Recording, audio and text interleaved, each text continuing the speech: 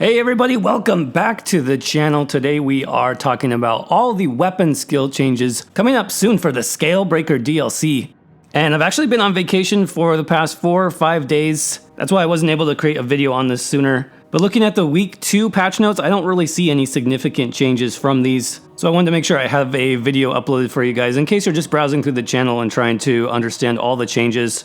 And speaking of browsing, there's now a Scalebreaker DLC playlist on the channel here. You can check it out to review all the changes to class balance, all the new gear sets and updated gear sets. And that's where I will be dropping this video as well. So let's go ahead and jump into the weapon skills. So starting with the two-handed skill line here, lots of updates. Berserker Strike, which is the ultimate. This got changed significantly, so this ability and its morphs now deal damage in a 5-meter radius if the initial hit lands. Note that the initial hit can still be dodged since it's not technically an AoE. So sounds to me like they're making it more of an AoE style ultimate, maybe trying to make this an alternative to the Dawnbreaker of Smiting ultimate. And then with the Onslaught morph here, this morph no longer refunds ultimate cost if you gain the Killing Blow. I know a lot of people are not going to like that, but instead it converts physical and spell resistance into physical and spell penetration and increases the duration from 8 seconds to a maximum of 16 seconds. So 16 seconds of physical and spell penetration, that sounds super strong. I believe they are still looking at the balance of this, and that honestly might go down. The time frame, I bet, will go down quite a bit because 16 seconds, that is a long time to have extra physical and spell penetration. Then Cleave, which is our AoE two-handed skill. The Carve morph, they reduce the damage over time by 9%, so just a little bit more in line with the AoE standards there. Doesn't sound too bad. Now, Critical Charge, this was pretty interesting. So Crit Rush specifically got a buff.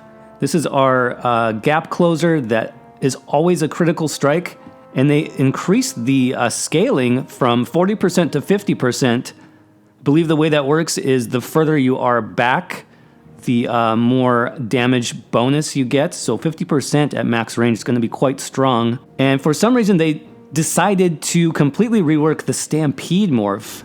This morph no longer snares the enemies that you hit. Instead, it now crushes the earth beneath you, beneath your target, causing AoE damage for 8 seconds, balanced around the AoE dodge standards. So this is quite interesting. I have used Stampede a lot on certain classes for the snare.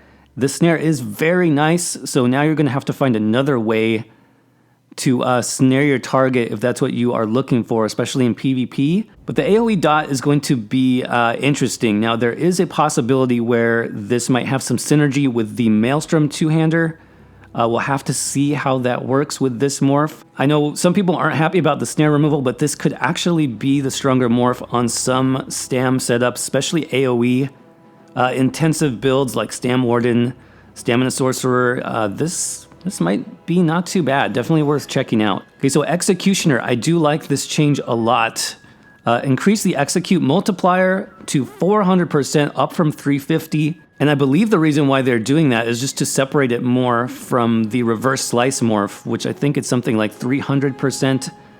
Used to be not very much damage difference between those two, and now they're creating a wider gap. So that 400% execute multiplier is very strong.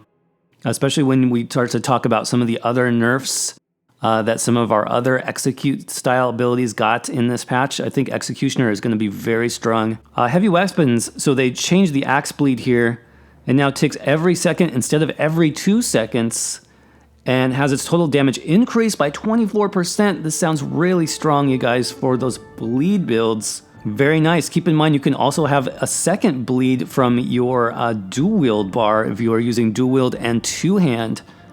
So we'll have to see how the bleed effect has changed, if at all, for the dual wield setup. So Momentum is another skill that got significantly changed, and kind of curious what you guys have to think about this one. Let me know in the comments section if you think this is a good or a bad change. So they reduced the duration to 20 seconds from 30 seconds. And this is going to be talking about the base ability right now. They reduced the cost, so that's not bad.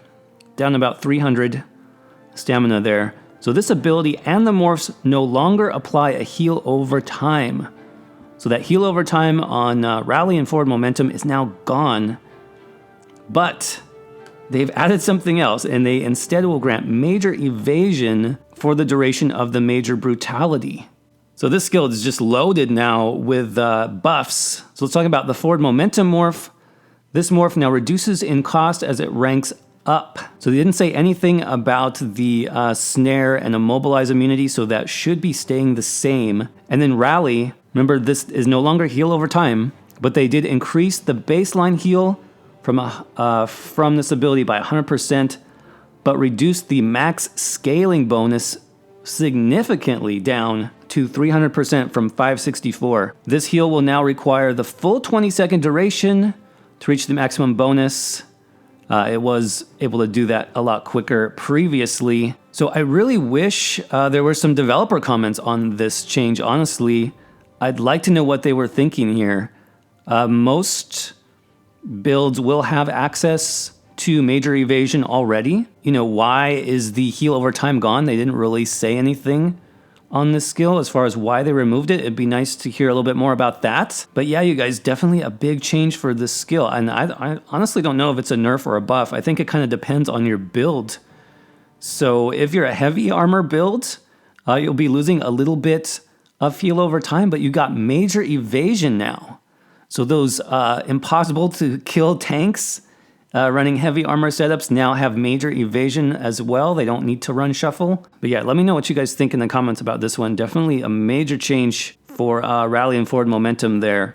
Uppercut is still being adjusted. Kind of surprised to see this. They reduced the cast time to 0.8. Being able to land this easier will be very nice. They also reduced the base cost. This is actually a huge cost reduction, over 500 stamina less. And they increased the damage by 9%. So I actually did a video like when the Elsewhere chapter came out talking about Dizzy Swing and Uppercut and how this was just the skill and this whole playstyle was like going away because they had nerfed the skill so hard.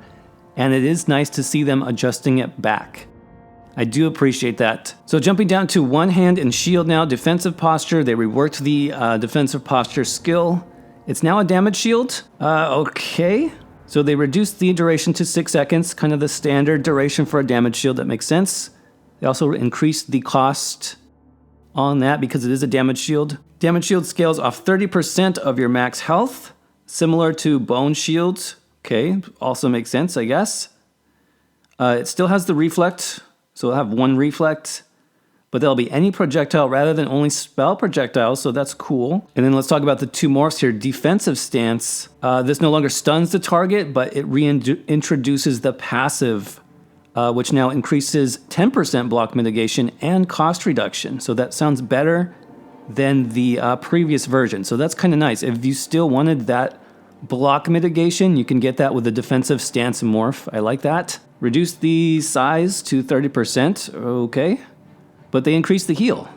Not bad. Increased the heal by 29%, and that no longer removes the shield. So I think this change is interesting. I don't know if they just didn't know what to do with this skill. I mean, is this significantly better than Bone Shield? Let me know what you guys think of that one. That's an interesting change for sure. Fortress, so they increased the cost reduction to 7 and 15, up from 5 and 10. That sounds really good. Low slash. All right, some of us saw this coming, I think, so especially with Heroic Slash, it was definitely sort of an overloaded skill. A lot of people complain that this maybe did too much damage in PvP and that possibly the snare was not necessary. So they did reduce the damage a lot. This is down 31%. These two abilities will also no longer snare. So they did increase the minor heroism uptime on Heroic Slash, which is pretty nice. 12 seconds up from 9, that's very good. And then Deep Slash now hits all targets instead of just 2. That's pretty good. The morph now deals the same damage to all targets. AoE damage standard, blah, blah, blah. And then it retains the snare. So if you want the snare for like PvE tanking, then you can do Deep Slash, I suppose.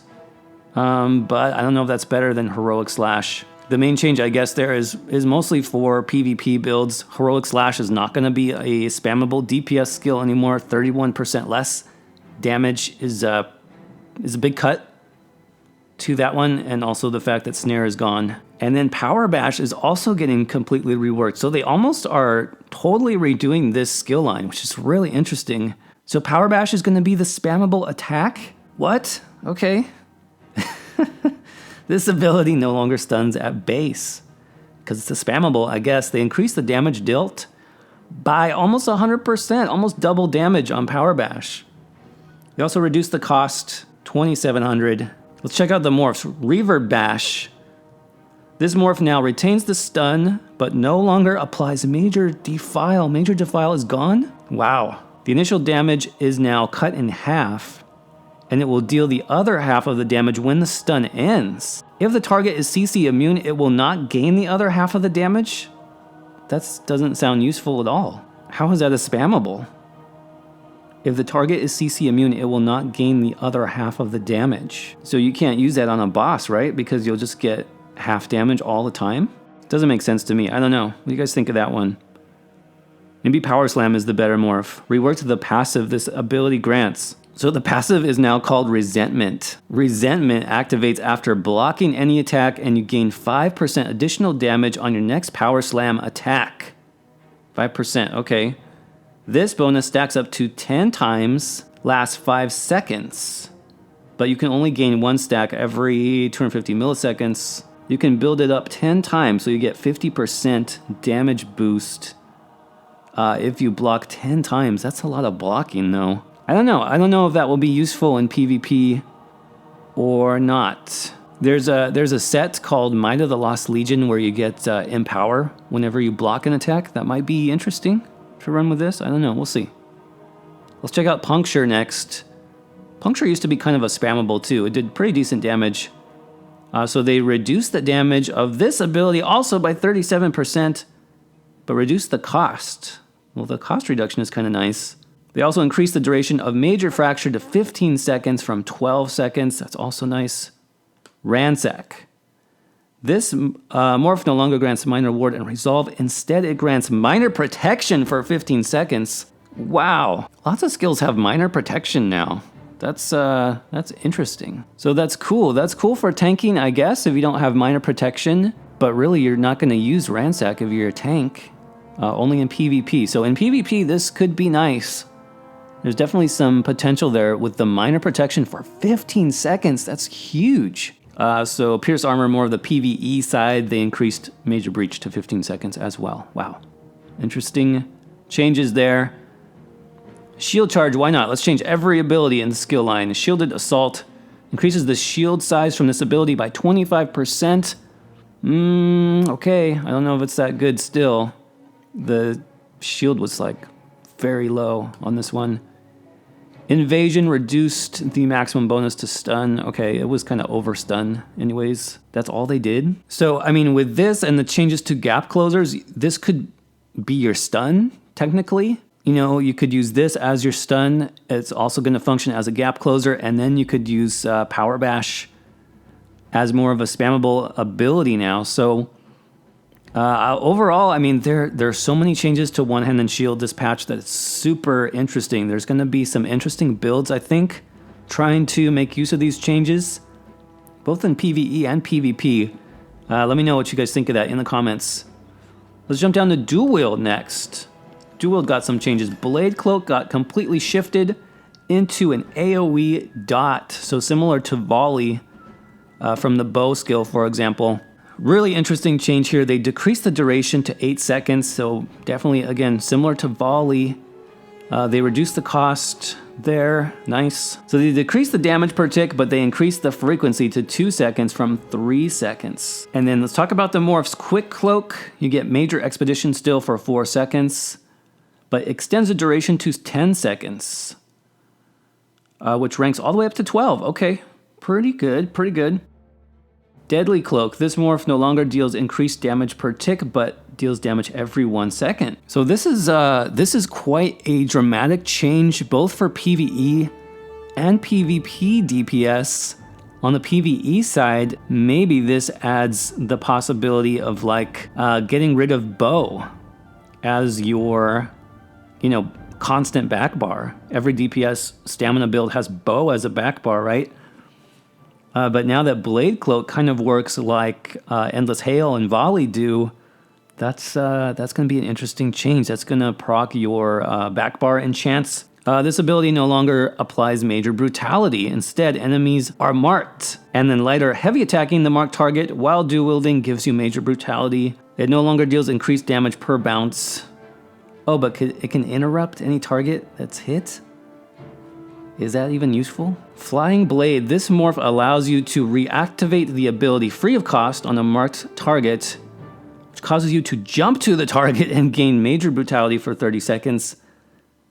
This ability is off the global cooldown as well. What the heck is going on? This is a gap closer? Really interesting. So dual wield now, it's never had a gap closer. The only thing close to a gap closer was like Quick Cloak, which gave you 4 seconds of Major Expedition. But now this seems to be like a 22-meter gap closer, like a chain pull almost, I guess, because you have to hit them first, and then you can reactivate it to get pulled to them or to jump to them. So similar to, it sounds like the Nightblade gap closer actually. So that is interesting. It adds more options to playstyles, which is a good thing. Let's talk about the ultimate now. Lacerate. They increased the size by 1 meter. Okay, little mini buff there. Fixed an issue with the heal. Okay, and then Thriving Chaos. Reduce the base damage done a little bit there. This morph no longer increases in damage, but instead increases the damage done per target hit. So the morph is also a conal attack, which covers a much larger area. Okay. Twin Blade and Blunt. This is what I was curious about. So the Axe Bleed, just like the two-handed changes, this now takes every second instead of every 2 seconds, and they increase the total damage by approximately 24%. So they did it across the board, and that's most likely because bleeds now take into account resistances. So it'll be interesting to see how this compares to like bleeds on the live server. Twin Slash, they did increase the damage over time by 37%. Okay, bow. This is what I was curious about. So Poison Arrow, they increased the cost to 2,700 on all morphs. All morphs. They decreased the initial hit damage by 17% on all morphs. They increased the damage over time by 78% per tick. So Venom Arrow ranks up in cost reduction. Okay, not a lot of people use that. Poison Injection. Huge DPS skill, both PvE and PvP. They reduce the execute multiplier to 100% from 260. This is a big damage nerf, and probably why they increased the damage per tick to 78%. So in execute range, it's going to be a lot less aggressive. And that's why I think you probably want to think about running Executioner if you're doing two-handed bow, because Executioner got buffed. And so that's going to make up some of that execute damage that you will be losing if you are still running Poison Injection, if you're running a two-hand bow setup. So moving on to the ultimate now. Rapid Fire. They increased the channel damage by 11% and reduced the channel time. Toxic Barrage, they removed the delay. They removed the delay and reduced the damage of the dot by 6%, so it properly deals half the damage of the channeled attack. And in the Ballista Morph, they reduced the duration of the turret to 5 seconds, will reduce in a minor damage decrease. Okay, so Scatter Shot is now a utility skill, and apparently utility skills have their own conventions. It means basically it costs more, so that got increased quite a bit there, 3780, up from about 2900. They reduced the damage by 10%. Now this ability always hits super hard. They also reduced the range to 22 meters. I think that's a positive change, honestly, for PvP. They increased the knockback to 8 meters. Okay, it's a pretty big knockback. Magnum Shot. So this morph no longer knocks back the caster. Instead, it deals 20% more damage and reduces the cost to 3510. So this is going to be your damage dealing morph. I kind of like that. So this should do a little bit more damage then it is on live now. You just don't get the heal. So if you want to build for pure damage, you can use Magnum Shot. Draining Shot. The heal from this ability will now trigger upon dealing damage rather than when the target is knocked back. This is really good just for consistency, for getting a consistent heal, because sometimes you need that heal from Draining Shot and you don't get it for a second or two. This should help with that. So Snipe. Snipe continues to be adjusted, it looks like. They increased the damage by 9%, so bringing it up a little bit. They didn't change anything else though. So major change to volley here, which is, you know, pretty much any PvE stamina build is going to use volley, so this is a major change across the board for stamina. The ability Anatomorphs now deal damage every second rather than every half second, and they increase the damage per tick by 11%. This will result in an overall damage loss. They don't say by how much. Reduce the base cost though, so that is nice for sustain. Quite a nice cost reduction now. The range on all morphs is 28 meters. Okay, Arrow Barrage. This morph no longer extends the duration, but increases the damage per tick by 20%. That's pretty strong. And then Endless Hail. This no longer grants cost reduction, but now lasts 9 seconds, up to 12 seconds. So your basic options are damage, 20% more damage, or duration, 12-second duration. So you now get to pick. We'll have to see how that affects DPS overall. I know that they did change the Maelstrom Bow as well to try to balance that. So we'll see what the DPS parses look like when people start doing those. All right, so moving on to staff skills now. Destructive Touch. Redesign this ability to function as a dot rather than a utility skill. Okay. So they reduced the cost down significantly. 2,700 now is the new cost. Also reduced the initial hit damage, but increase the dot damage by 167% per tick. That's going to be a strong dot, single target. The ability no longer grants additional bonuses, and they reduced the range to 15 meters. Let's look at the morphs now. Destructive Reach. This morph retains the unique functionality for each elemental staff type, but no longer deals damage over time. So Flame Clench knocks the target back and stuns them. Frost Clench, you still get the Immobilize. Shock converts the attack into an AoE explosion and deals AoE damage standard. Okay, so Shock Clench no longer stuns. That's gonna be a bummer. That's a huge change for classes like Magicka Necro, Magicka Warden, who don't have a good class stun. This is a significant nerf. I don't know if the developers considered this, but Flame Clench is not good. Flame Clench is not good at all in PvP except for certain classes, but you need Shock Clench, especially on a Magicka Warden, to buff your AoEs. So the fact that you no longer have access to a good stun from this is kind of bad. So Destructive Reach, they have the same name here. It must be a typo. This morph increases the range to 28 meters and reduces the cost. So it's going to be the damage over time morph, just with an increased range. Not that useful, to be honest. Okay, let's jump down to Force Shock. Force Shock, increase the damage of this ability by 11%. Okay, increase the chance to apply elemental status effects 10% per hit, up from 3. Nice. Crushing Shock. This ability no longer ranks up in damage, but has cost reduction. Okay, so that's our interrupting morph. Force Pulse, which is the damage morph. This morph no longer ranks up in damage of the initial hit, but instead ranks up in the cleave damage.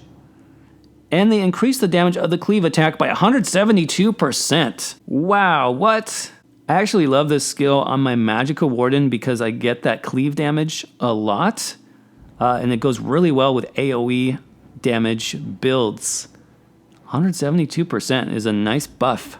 Pulsar, so they reduced the duration of Minor Mangle to 7 seconds from 30. Okay, that kind of makes sense. The morph now also increases the chance of applying elemental status effect to 15%. Okay, Wall of Elements. Did this get the same thing as the bow skill volley? Let's see. They increase the duration of the ability to 8 seconds. Okay. And now ranks up in damage rather than cost reduction. Decrease the cost to 3,000. Okay, so that should make up for some of that. But they decrease the damage per tick by 33%. Elemental Blockade. Increase the duration from 8 seconds to 9 seconds, ranking up to 12. So some nice duration there on Elemental Blockade, but you have less damage. 33% less damage is significant. And then the Unstable Wall morph, this morph increases in explosion damage when you rank up. Increase the damage of the explosion by 94%. Okay. I believe there were some bugs with this. Does this fix now? I guess we'll see. Fixed an issue where the final dot tick was being consumed by the explosion. Okay. So again, similar to volley, I guess, they reduce some of the damage, and then you have a damage focus morph, which is going to be unstable, and then you have a duration focus morph, which is going to be blockade. So that seems to be the theme here, decrease the damage overall, but then have those two styles of morphs for our AoE dots. And last but not least, we got changes to the resto staff, starting with Blessing of Protection. They reduce the cost just slightly down to 3510, but they increase the healing by 10%. Okay, so slightly more healing. Blessing of Restoration, they increase the healing by 3%. Okay. This ability now lasts 16 seconds instead of 15 seconds. Wow, super buff. Combat Prayer. This ability no longer ranks up in healing efficiency, but has cost reduction. Okay. Force Siphon no longer has a cast time. That's good. Or a cost. So similar to Weakness to Element. So I like that change a lot. Quick Siphon. So this is the one of the morphs here. Since there is no cast time, this ability now grants a new effect. Triggering the Minor Lifesteal debuff will also grant the Activator Minor Expedition for 4 seconds. So triggering the Minor Lifesteal debuff, I believe that can happen every 1 second. As long as you can gain that Minor Expedition every time, that sounds like kind of a cool skill. I'm kind of liking that effect, Minor Expedition. So Grand Healing, there's a lot of discussion about this ability for PvE healers, trials and things like that. So this is now a true AoE heal over time. So to do that, they increase the duration to 8 seconds, but you can only have one active at a time. So no longer are you able to spam Grand Healing or Healing Springs to get that overlapping effect. You can only have one active in an area. They also reduce the healing per tick by 44%, but they reduce the cost. Okay, so let's look at the morphs here. Healing Springs morph. You now gain 30 magicka rather than restoring 330. This will result in a higher return if you hit all 6 targets for the full duration, but will require more coordination to obtain. So groups, don't move. Stay in a circle. Illustrious Healing Morph, this ability continues to increase the duration. The new duration is 12 seconds.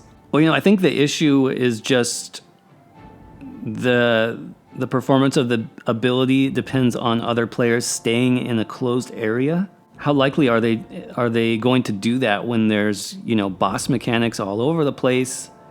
In dungeons and trials, you have to move. That's part of the meta, is you have to move and avoid AoE red. Stay out of the red, right? So the fact that this ranks up to 12 seconds, are you going to be in one spot for 12 seconds? Some boss fights maybe yes, others definitely not. So I don't know. I don't know about that one. Regeneration also got a rework here. They increased the healing per tick by almost double, 100% here, but reduced the duration to 10 seconds. It now only hits one ally per cast. Increased the cost to 2,700. Rapid Regen. This morph now doubles the frequency, but halves the duration. So that'll be a 5-second heal over time. And then Mutagen increased the burst heal by 93%. This is going to be very nice for PvP. So, with this change and with the change to Healing Springs, it would be nice to just see some more developer comments here. Again, just to kind of get a feel for why these changes are being introduced now, 5-6 years into the game's development. What is sparking these changes? One discussion has been this will improve server performance and lag, because you will no longer have just these passive heals always ticking on tons of players. So that might cut down on server lag, potentially. But again, it would be nice to get some discussion from the developer. So let me know in the comments what you guys think of these heal changes. Definitely major overhaul here for the restoration staff skill line. And then lastly, Steadfast Ward. They're going to increase the base shield size by 14%, but reduce the scaling down to 100% from 300. And then the healing ward morph. This morph will no longer heal you after the shield ends. The morph will now heal you every second for 25% of the shield size. So sort of a mini heal over time. Interesting change as well. So with that, we'll go ahead and wrap up this video. I know it's kind of a long one, but I thought it was important just to go over the changes here on the channel. If you enjoyed the video today, as always, don't forget to crush that like button. Hit subscribe if you're not already a subscriber to the channel for lots more future updates, including build videos and SCALEcaller DLC discussions. I do have that SCALEcaller video playlist now. There'll be a link for that in the description. Go ahead and check that out if you're interested. And until next time, thanks again for watching, and I'll see you around in the next video.